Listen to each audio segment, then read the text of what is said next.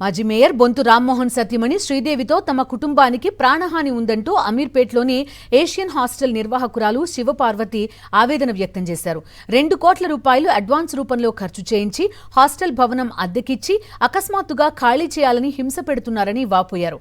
ఇప్పటికే తమపై అక్రమ కేసులు బనాయించి జైలుకి పంపడమే కాకుండా గత 3 రోజులుగా బొంతు శ్రీదేవి రౌడీలతో భయభ్రాంతులకు గురిచేస్తున్నారని ఆరోపించారు.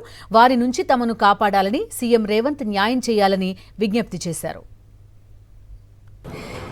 గత 21 సంవత్సరాలుగా నేను హాస్టల్ వృత్తి నిర్వహిస్తూ ఉన్నానండి.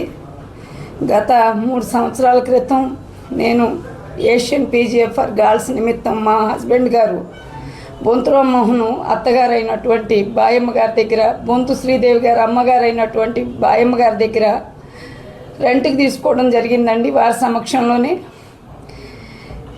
గత 2 సంవత్సరాలుగా వారు మా కుటుంబాన్ని అనేక విధాలుగా వేధిస్తూ బిల్డింగ్ ఖాళీ చేయమని, ఖాళీ చేయకపోతే చంపేస్తామని 2 కోట్ల రూపాయలు పెట్టుబడి పెట్టున్నామండి.